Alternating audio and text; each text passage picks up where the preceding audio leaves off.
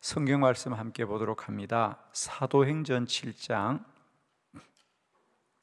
2절로 4절의 본문입니다. 하나님의 은혜를 소망하라. 교독합니다. 스데반이 이르되 여러 분 부형들이여 들으소서. 우리 조상 아브라함이 하란에 있기 전 메소포타미아에 있을 때에 영광의 하나님이 그에게 보여 이르시되 내 고향과 친척을 떠나 내가 네게 보일 땅으로 가라 하시니, 아브라함이 갈대아 사람의 땅을 떠나 하란에 거하다가 그의 아버지가 죽음에 하나님이 그를 거기서 너희 지금 사는 이 땅으로 옮기셨느니라. 아멘. 자, 네, 오늘은 이 본문의 말씀으로 하나님의 은혜를 소망하라. 오늘도 하나님이신 이 말씀을 붙드시고요, 오늘 하루 오직 하나님의 은혜를 소망하기를 축원합니다. 우리는 믿음으로 살아감에도 불구하고 왜 때로 넘어지고, 때로는 염려하고, 때로는 근심하고, 때로는 원망하며 살아갈까? 예를 들면 출애굽한 이스라엘 백성들이 하나님의 인도를 받고 하나님의 계획 속에 살아갑니다. 우리가 분명한 것은 하나님은 날마다 불기둥과 구름기둥으로 그들에게 나타나셔서 그들과 친히 동행하시고 날마다 만나를 공급하심으로 말미암아 그들 가운데 살아계시며, 하나님은 가나안을 분명히 약속하시고 그들을 인도합니다. 이렇게 완벽한 하나님의 역사가 어디 있겠습니까? 그런데 왜 그들은 그럼에도 불구하고 늘 염려하고 근심하고 때로는 원망하고, 예를 들면 어떻게 됐죠? 왜 우리가 죽게 되었느냐? 홍해라는 현상, 죽게 되었구나. 그리고 12명의 정탐꾼이 가나안을 정탐하고 왔을 때 그들이 보는 현상, 가나안이 우리가 강하다, 우리가 죽게 되었구나 그럽니다. 왜 그렇죠? 언제나 이 일에 대하여 우리가 어떻게 할 것인가, 우리가 어떻게 하나를 생각하는 거죠. 우리가 해야 된다. 홍해를 우리가 어떻게 걷느냐, 우리가 볼 때 이건 우리가 죽게 된 거구나. 그러나 하나님이 하시면 길이 되는 거 아니겠습니까? 그러니까 늘 홍해 앞에서 우리가 어떻게 해야 되나, 우리가 뭘 할 수 있겠나라고 생각하니까 죽음밖에 없는 겁니다. 가나안 족속 앞에서도 마찬가지입니다. 우리가 어떻게 가나안과 싸워 이길 것이냐? 하나님은 처음부터 너희가 싸워 이기라 그러지 않습니다. 내가 너희와 함께하여서 너희를 가나안으로 인도하여 드릴 거라고 그랬거든. 그러니까 하나님이 함께함에도 불구하고 왜 우리에게 염려가 있느냐? 그건 우리가 하겠다는 겁니다. 우리가 하겠다는 거예요. 내가 어떻게 하느냐, 내가 어떻게 할 수 있겠냐를 생각하면 우리는 언제나 염려밖에 없고요, 두려움과 원망밖에 생기지 않습니다. 저는 다시 부탁합니다. 오늘도 오직 하나님의 은혜를 소망하자. 하나님이 이 광야 같은 인생 가운데 여전히 우리를 인도하신다는 거죠.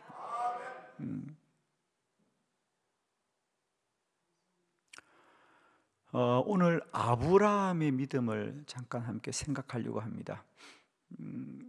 자, 본문을 좀 보시면 매우 중요한 구절이 우선 2절에 보면 이제 스데반이 사람들에게 말씀을 전하면서 이렇게 말합니다. 여러 부형들이여 들으소서. 우리 조상 아브라함이 하란에 있기 전 메소포타미아 있을 때 영광의 하나님이 그에게 보여 그래요. 여러분, 이 본문이 얼마나 중요한지 몰라요.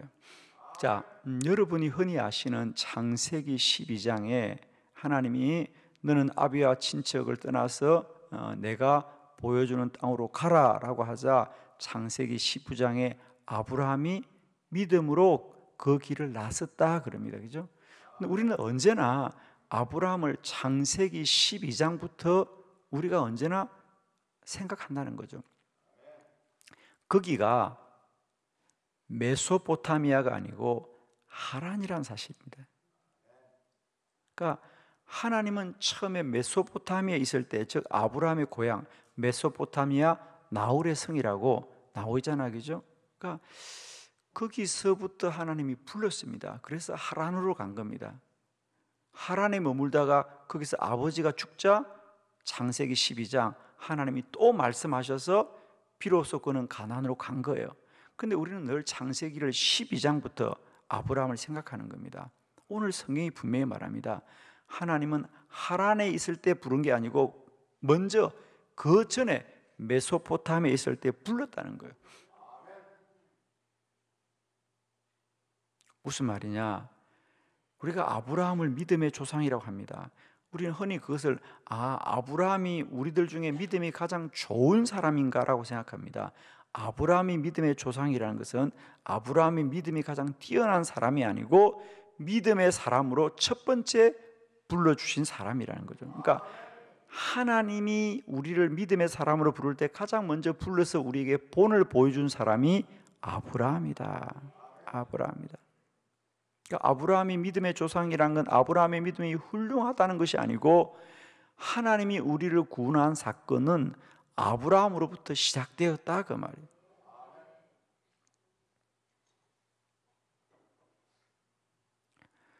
그래서 오늘 스데반은 말합니다. 아브라함이 가나안에 이른 것은 아브라함이 순종하여 믿음으로 간 게 아니고 하나님이 옮겨 놓았다. 그는 때마다 순간마다 할 수만 있으면 하나님의 말씀을 피하거나 불순종하였지만 하나님은 끝내 그를 옮기셨다 그러잖아요. 너무 중요한. 그러니까 3절을 이어서 봅니다. 이르되 너의 고향과 친척을 떠나 내가 너에게 보일 땅으로 가라 하시니 할 때 이곳이 창세기 12장의 하란 땅입니다, 여러분. 우리를 여기를 자꾸 메소포타미아라고 생각하니까, 그러니까 이것이 하나님의 첫 번째 부름이라고 생각하니까 오해가 있는 거예요. 여러분, 오해는 하지 마세요. 제가 아브라함을 자꾸 이렇게 안 좋게 말하려고 하는 것이 아니라 원래 그래요, 여러분. 그러니까 우리는 창세기 12장에 너희 친척과 아비와 고향의 집을 떠나 내게 보여준 땅으로 가라 그러자 아브라함이 떠납니다. 그러니까 아브라함이 참 믿음이 훌륭하다고 그러는데 그게 첫 번째 부름이 아니라는 거예요. 그 전에 미리 메소포타미아에 불렀는데 거기서 순종하다가 하란에 머뭅니다. 그러다가 그곳에서 다시 하나님의 인도를 받는 것을 성경은 뭐냐? 그래서 4절 아브라함이 갈대아 사람의 땅을 떠나 하란에 거하다가 그의 아버지가 죽자 하나님이 그를 거기서 너희 지금 사는 땅으로 옮기셨느니라. 그래서 스데반은 말합니다. 아브라함의 구원은 아브라함이 순종함으로 말미암아 이룬 것이 아니고 하나님이 옮겨 놓으셨습니다. 하나님이 하신 것입니다. 사랑하는 성도 여러분, 구원은 전적으로 하나님이 우리를 죄에서 사망에서 우리를 구원과 영생으로 옮겨 놓으신 것이지 우리가 변화된 게 아니라는 거 꼭 기억하십시오.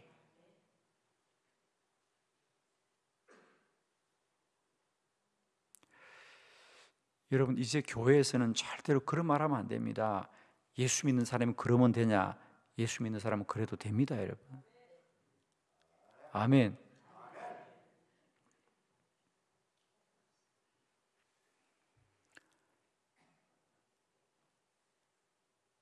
우리가 믿음의 길을 가다가 때론 넘어지고 우리가 어떤 어려움 중에 있을 때 여러분, 우리는 자꾸 이렇게 말해요. 내게 실망했다. 스스로 아마 그럴 것입니다. 내게도 실망했고 또 옆에 있는 사람도 아우 당신한테 실망했다. 그런데 여러분 이제 정말 아셔야 됩니다. 여러분, 실망이라는 건 뭐죠? 기대가 있을 때 실망하는 거겠죠? 그렇죠? 예, 이제 여러분 우리는 실망하지 말아야 됩니다. 그 말은 희망을 갖자는 게 아니고 원래 다 그런 겁니다. 아시겠어요? 그래서 제발 부탁하는데 여러분, 우리가 실망을 했다는데 그건 실망한 게 아니라 지금 알은 게 아닙니다. 그전에는 몰랐던 것일 뿐이에요, 여러분이. 원래 그렇습니다. 별로 아멘이 안 되는군요. 예를 들면 하나님이 아브라함을 볼 때요, 실망을 했으면 몇 번 했겠습니까? 그런데 하나님은 아브라함에게 실망한 게 아니고 원래 그런 거예요.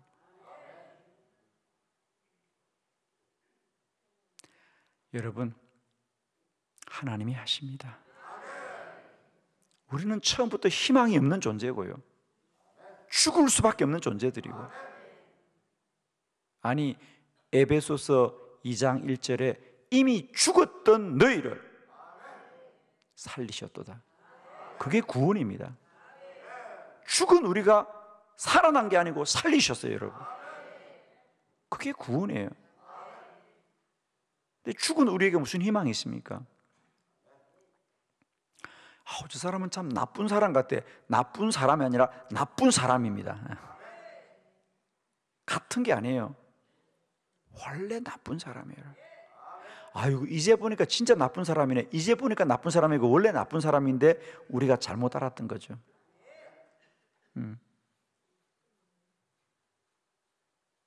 그래서 어떻게 하자고요? 그냥 이렇게 살자고요? 아닙니다. 하나님을 소망하자.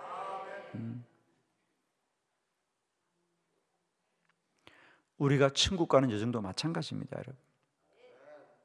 그러니까 이스라엘의 출애굽은 우리 구원의 모형이고요, 아브라함의 삶은 우리 구원의 모형입니다. 사랑하는 성도 여러분, 오늘도 눈에 보이는 사람과 세상을 뛰어넘어서 하나님의 은혜를 소망하자.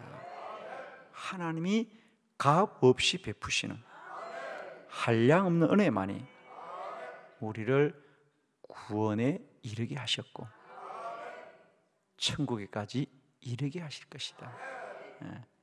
오늘도 홍해를 보지 마시고 홍해를 가르실 하나님을 바라보자. 오늘도 마실 물이 없는 우리의 이 메마른 땅을 보지 마시고 오늘도 바위 속에서 물을 마시게 하시는 하나님의 은혜를 기억하자. 오늘도 하나님의 말씀을 순종하지 못한 내 모습을 보고 실망하지 마시고요, 오직 하나님의 은혜를 소망하자.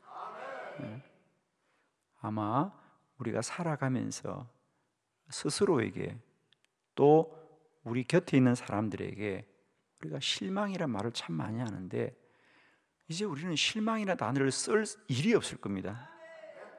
원래 희망이 없었기 때문에 이제 우리는 실망이 아니고 사실이라는 것을 꼭 기억하시오. 너무 이런 얘기 하는데 너무 기죽지 마세요. 그냥 그래도 하나님이 살려줄 거예요. 그럼 우리 그럼 아무것도 못하는구나. 아무것도 못해요. 하나님이 하신다. 하나님이 완전하시다. 하나님이 영원하시다. 하나님이 나를 사랑하신다. 이게 이제 우리의 복음이죠, 그죠? 하나님이 나를 사랑한다는 게 그 말입니다. 여호수아와 갈렙이 뭐라 그래요?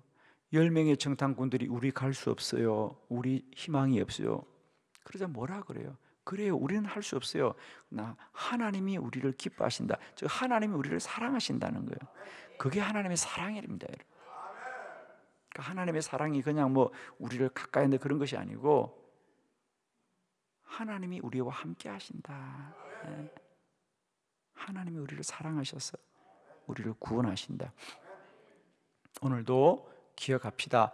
아브라함이 메소포타미아에서 갈대아 우르에서 순종하여 가나안에 온 것이 아니고 그는 때만 있으면 기회만 있으면 할 수 없다 못한다고 하였지만 하나님이 그를 들어서 옮겨 놓으신 게 믿음의 역사라는 거예요.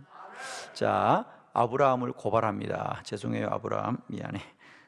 자, 첫 번째, 하란에 머물렀습니다. 창세기 11장 31절 다 같이 시작. 데라가 그 아들 아브람과 하란의 아들인 그의 손자 룻과 그의 며느리 아브람의 아내 사레를 데리고 갈대아인의 우르를 떠나 가나안 땅으로 가고자 하더니 하란에 이르러 거기 거류하였으며 아멘. 아멘.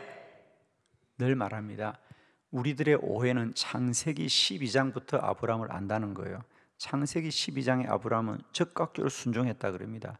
그러나 실상 창세기 11장 31절에 보면 그는 이미 메소포타미아에서부터 출발을 했습니다. 그때 하나님이 불렀어요. 그래서 순종해서 하란까지 왔는데 거기서 또 머무는 겁니다. 그 말은 뭡니까? 순종하지 못하는 거죠. 그래서 거기서 머물다가 하란의 곳에 머물다가 아버지가 죽고 나자 다시 창세기 12장의 여정이 시작된다는 거죠. 그러니까 그는 가다가도 귀에만 있으면 머물고 또 머물고 지체하고 여러분도 마찬가지입니다. 우리도 마찬가지고, 그죠? 우리도 하나님의 길을 가지만 누구나 곧장 가질 않아요. 베드로 보세요. 곧장 가지 않습니다. 내가 죽기까지 따르겠다고 하다가도 또 주를 모른다고 부인하지만 베드로는 예수를 부인하지만 예수님은 한 번도 베드로를 부인한 적이 없고요. 그래서 요한복음 21장에 뭐라 그래요? 베드로야, 예수님을 부인한 베드로를 찾아가서 베드로야, 너는 나를 사랑하냐고 3번 묻습니다. 주님께서 베드로에게 왜 사랑하냐고 묻습니까? 너는 나를 사랑하니? 그 말은 뭡니까? 나는 너를 사랑한다 그 말. 나는 너를 그 말의 이면은 나는 너를 사랑해. 나는 아직도 너를 사랑해. 하나님은 아직도 우리를 사랑합니다. 그래서 아브라함은 하나님이 부르자마자 곧장 간 게 아니라는 것. 그도 하나님의 길에 나섰지만은 머물기도 하고 지체하기도 하고 피하기도 했다는 사실을. 그러나 하나님이 포기하지 않으시고 그런 아브라함을 끝까지 부르고 불러서 옮겨 놓으셨더라. 두 번째, 애굽으로 내려갔다는 거죠. 그러면 가서 또 순종하느냐? 그렇지 않아요. 창세기 12장 10절 다 같이 시작. 그 땅에 기근이 들었으므로 아브라함이 애굽에 거류하려고 그리로 내려갔으니 이는 그 땅에 기근이 심하였음이라. 아멘. 아멘. 그래서 아브라함이 이제 억지로 가나안 갑니다. 그죠? 가나안 갑니다. 그런데 이게 웬일입니까? 가보니까 또 그 땅에 기근이 들었습니다. 약속의 땅에도 기근이 있다. 아멘. 여러분, 새벽기도 마치고 나가도 어려운 일이 생길 수 있다. 제발 새벽기도 한 것으로 다 때우지 마시고 늘 믿음으로 싸워 이기시기를 바랍니다. 아브라함이 믿음으로 순종해도 언제나 시험은 있습니다. 약속의 땅에도 기근이 있다. 아멘. 약속의 땅에도 기근이 있습니다.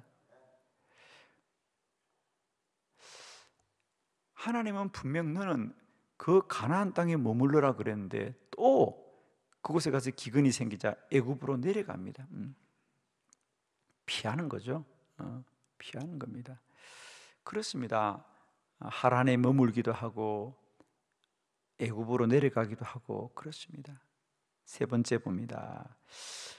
엘리에셀을 상속자로 삼았더라 그래요. 창세기 15장 2절 다 같이 시작. 아브라함이 이르되 주 여호와여 무엇을 내게 주시려 하나이까? 나는 자식이 없사오니 나의 상속자는 이 다메섹 사람 엘리에셀이니이다. 아멘. 아멘. 하나님이 이제 가나안에서 그에게 약속합니다. 내가 너도 복 주지만 너의 자손들을 복되게 할 것이야.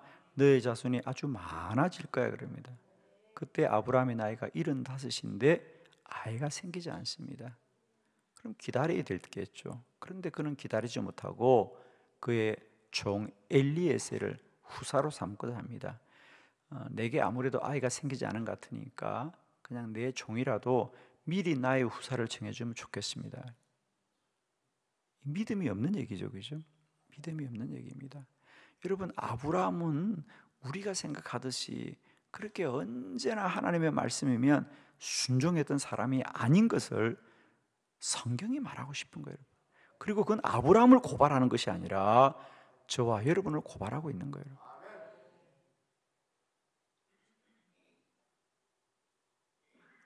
우리 안에는 틈만 있으면, 핑계만 있으면 언제나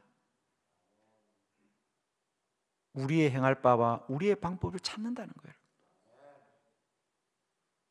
그래서 하나님이 그렇게 축복의 약속을 하셨음에도 불구하고 또 자기의 방편을 구하는 거죠. 그리고 끝납니까? 그렇지 않아요, 여러분. 또 어떻게 했다고요? 자, 네 번째, 이스마엘을 또 아들로 삼지 않습니까? 창세기 16장 15절 다 같이 시작. 하갈이 아브람의 아들을 낳음에 아브람이 하갈이 낳은 그 아들을 이름하여 이스마엘이라 하였더라. 아멘. 아멘. 그래서 하나님이 엘리에셀을 그의 후사로 삼는 것을 허락하지 않자 또 틈을 봅니다. 또 틈을 봅니다. 이스마엘이 태어날 때가 아브람의 나이가 85세쯤 되었습니다. 그게 좀 성경에 나옵니다. 그가 떠난 지 10년이 되었다니까, 그죠? 85세입니다. 그러니까 10년쯤은 기다립니다. 10년쯤은 기다리다가 도저히 안 되겠구나. 그래서 그의 집에 있는 몸종 하갈을 취하여서 또 이스마엘을 내 아들이라고 주장합니다. 그런데 하나님이 또 허락하지 않습니다. 그죠? 그리고도 얼마나 시간이 흐릅니까? 예. 그리고도 앞으로 15년이 더 흐릅니다. 그리고 아브라함의 나이가 100세가 되었을 때, 즉 아브라함이 스스로 아이를 이제 엘리에셀도 안 되고 이스마엘도 안 되고 그리고 자기도 나이가 들고 포기를 하자 이제 우리는 포기했습니다. 우리는 아이를 가질 수 없습니다라고 말하자 하나님이 기한이 이르러서 그에게 아들을 주었다. 결론입니다. 아브라함이 진정 비로소 하나님 저는 불가능합니다. 저는 할 수 없습니다 라고 할 때 비로소 하나님이 모든 것을 하시는 것. 그게 믿음의 역사입니다. 기도는 뭐냐? 항복이다. 기도는 뭐냐? 항복이에요, 여러분. 그냥 할 수 없다고 말하는 것이 아니라 정말 그 심령 깊은 곳에서 하나님 이제 나는 불가능합니다 할 때 비로소 하나님이 합니다. 그러니까 항복은 빨리 하는 게 좋다고 늘 말씀드렸습니다. 근데 그게 마음 같지가 않죠. 여전히 우리는 하란에 머물기도 하고 애굽으로 가기도 하고 엘리에셀을 주장하기도 하고 이스마엘을 만들기도 하지요. 기도는 뭐냐? 항복입니다. 그냥 항복한다고 생각하는 것이 아니라 진실로 자기 안에 나는 아무것도 할 수 없습니다. 이게 기도더라고요.